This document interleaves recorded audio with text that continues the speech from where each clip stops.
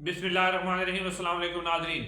नाजरीन कराम, इस वक्त की हुकूमत जिसको मिलिट्री इस्टेब्लिशमेंट चला रही है, मुकम्मल तौर पर वो आप कह सकते हैं कि उनके हवास जो है वो बाख्ता हो चुके हैं और वो पागलपन का मुजाहरा कर रहे हैं, ऐसे इकदाम कर रहे हैं जो उनकी हवास बाख्तगी और पागलपन को जाहिर करते हैं। नाजरीन, इसी हवाले से आज पाकिस्तान तहरीक इंसाफ की जो इमरान खान साहब से मुलाकात होनी थी लीडरशिप की, उनको गिरफ्तार किया गया। क्यों गिरफ्तार किया गया वो वजह आपके सामने रखते हैं। उसके अलावा नाजरीन, एक और रिटायर्ड जनरल साहब को नौकरी दे दी गई है हुकूमत की तरफ से। वो कौन से जनरल साहब और वो भी खबर आपके सामने रखते हैं। और गरीदा फरूकी साहब ने एक ट्वीट किया है कि हुकूमत जो है कादी फैज साहब को आइंदा चीफ इलेक्शन कमीशन लगाने जा रही है। ये मैं खबर जो है आपके सामने रखता हूँ। और सबसे पहले जो है आपके सामने अमेरिका से एक दो खबरें हैं। हुसैन हक्कानी साहब ने एक ट्वीट किया अमेरिका, उन्होंने कहा है कि जो सदर ट्रंप है, अब जो उनकी आगे इंतज़ामिया है जिसमें उनके वजीर खारजा हैं और दिफाई अमूर के वजीर हैं, या जो वो जिस बंदे को वो साथ रख रहे हैं, वो सारे ऐसे बंदे हैं जो हमारे पाकिस्तान की मिलिट्री इस्टेब्लिशमेंट के बड़े मुखालिफ हैं और पाकिस्तान की मिलिट्री इस्टेब्लिशमेंट के लिए बहुत बड़ा खतरा साबित होंगे। अब हुसैन हक्कानी साहब ने जो ट्वीट किया है उसके बाद यानी कि अब इनको वहां से पता चल गया कि डोनाल्ड ट्रंप की जो इंतज़ामिया है वो हमारी एंटी इस्टेब्लिशमेंट है और इस्टेब्लिशमेंट के लिए मुश्किलात होगी। तो अब मिलिट्री इस्टेब्लिशमेंट हमारी क्या करने जा रही है कि ये इमरान खान साहब के ऊपर डील करने के लिए दबाव डाल रही है। और इसी दबाव के तहत यानी ये कोशिश, क्योंकि इमरान खान साहब इनकी बात नहीं मान रहे, ये दबाव डाल रहे हैं कि किसी तरीके से इमरान खान साहब इनकी बात मान जाएं।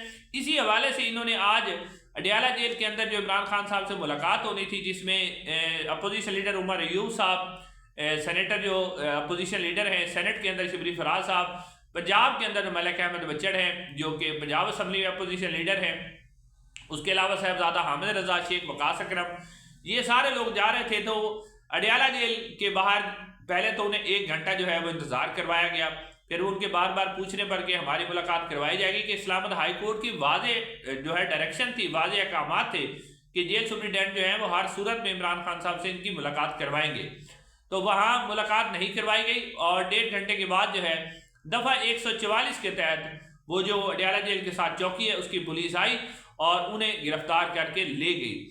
और असल में जो ये ड्रामा सारा किया गया, वो उमर अयूब साहब ने कहा कि आईएसआई के जो कर्नल इस वक्त जेल के अंदर मौजूद हैं, उन्हीं की इंस्ट्रक्शन पर, आईएसआई की इंस्ट्रक्शन पर ये सारा किया जा रहा है। और बेसिकली जो कोशिश ये की जा रही है कि इमरान खान के ऊपर सख्ती बढ़ाई जाए, इमरान खान साहब से मुलाकात ना होनी जाए, क्योंकि इमरान खान साहब जो है वो फाइनल कॉल देने वाले हैं। एक तो ये फाइनल कॉल से डर रहे हैं और इनको डर है कि कहीं ज़्यादा लोग निकल आए तो हमारी बादशाह तो खतरे में पड़ जाएगी, क्योंकि पहली दफ़ा ऐसे होगा कि कोई लीडर बगैर डील किए जो है इनको हराएगा।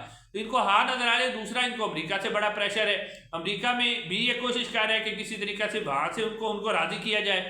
तो ये चाहते हैं कि हमें फेस सेविंग मिल जाए, यानी हर सूरत में फेस सेविंग चाहते हैं। फेस सेविंग क्या चाहते हैं कि इमरान खान बस 2 साल के लिए हुकूमत को चलने दें, ठीक है, कोई बात ना करें और 2 साल के बाद हम सोचेंगे, इमरान साहब खामोश हो जाए। तो इमरान खान अब इनकी बात नहीं मान रहे।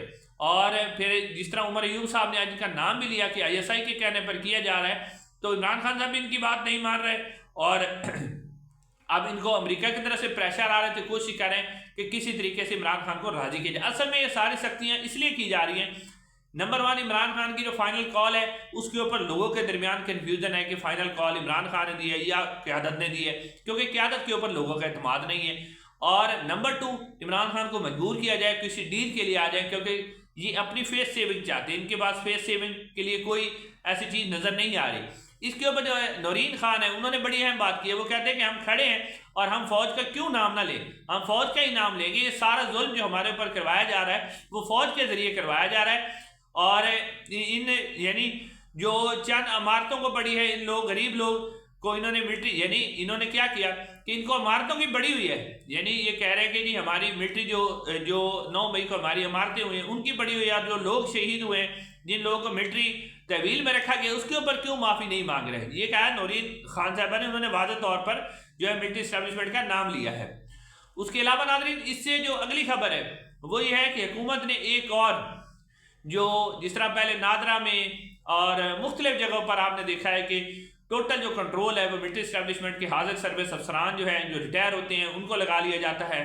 तो इस वक्त क्योंकि हाइब्रिड तो नहीं है मुकम्मल, एक किस्म का आप कह सकते हैं कि मार्शल लॉ जो चल रहा है, उसी सिलसिले में हुकूमत ने एक और lieutenant general retire Muazzam Ijaz साहब को NFC institute of engineering and technology, जी हाँ नाज़रीन, इसका कायम मकाम वाइस चांसलर तैनात कर दिया है और वजारत तालीम ने HEC की मुशावरत से बाज़ाब्ता तौर पर नोटिफिकेशन जारी किया। जी हाँ, HEC ने मुशावरत दी है कि जी हमारे पास तो कोई यानी सिविलियन में तो कोई काबिल बंदा है ही नहीं ना, जितने भी काबिल बंदे हैं वो सारे के सारे जो हैं वो ब्रिगेडियर हैं, ये रिटायर्ड जनरल हैं, वो बहुत ही काबिल हैं, तो लिहाजा उनको ही अब ये जो NFC institute of engineering and technology है उसका भी वाइस चांसलर तैनात कर दिया गया है।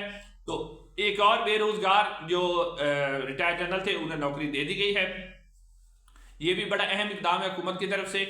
और उसके साथ साथ जो है इमरान खान साहब और सलमान अकरम राजा साहब ने एक अहम ट्वीट किया है सोशल मीडिया के हवाले से। सलमान अकरम राजा साहब ने कहा है कि सोशल मीडिया पर जो तनकीद की जा रही है वो बिला जवाज़ है, और इसके ऊपर शेख वकास अकरम साहब ने भी ट्वीट किया है कि हमारे ऊपर जो सख्तियाँ हो रही है वो सोशल मीडिया की वजह से नहीं हो रही बल्कि हमारे स्टांस की वजह से हो रही हैं। और उन्होंने कहा कि हम अपने सोशल मीडिया वर्कर्स को सपोर्ट करते हैं, सोशल मीडिया ही की वजह से हम ये इलेक्शन जीते हैं। ज़रफ़राज गोल साहबा ने भी सोशल मीडिया के ऊपर जो तनकीद की उसको मुस्तरद कर दिया है और उन्होंने कहा कि हमारा सोशल मीडिया जो है वो हमारे वॉरियर्स हैं, वो हमारे लिए जंग लड़े हैं, हम अपने हलकों में नहीं जा सकते थे, लेकिन सोशल मीडिया ने हमारी कंपेन चलाई और हमारे वोटर को मोबिलाइज किया।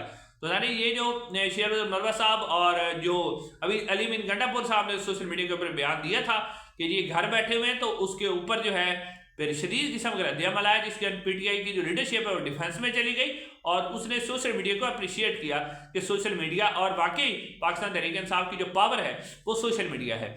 अब नाज़रीन एक और खबर जो है वो गरीदा फरूकी साहब ने दी है और वो खबर ये है कि गरीदा फरूकी साहब अपने ट्वीट में लिखती है कि इतलात के मुताबिक मुमकिन तौर पर वफाकी हुकूमत साबिक़ चीफ जस्टिस काजी फैज ईसा साहब को आइंदा चीफ इलेक्शन कमिश्नर मुकर्रर करने का ख्वाहिशमंद है, इसलिए जोड़ तोड़ गुफ्तगू का आगाज है।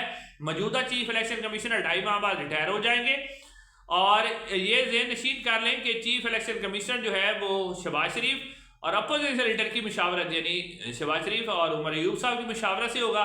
अगर यहाँ तैनात नहीं होता तो ये मामला पार्लिमानी कमेटी को भेजा जाएगा जो इन नामों में से किसी एक को तैनात कर सकती है। इस पार्लिमानी कमेटी की तश्कील स्पीकर अयाज सादिक साहब करेंगे, जिसमें आधे मेंबर हुकूमती बैंक से और आधे अपोजिशन बैंक से होते हैं। यानी हुकूमत काजी फैसल साहब के हवाले से भी बड़ी मतलब एक लग रही है कि दोबारा उन्हें कोई ना कोई पोस्ट देने जा रही है।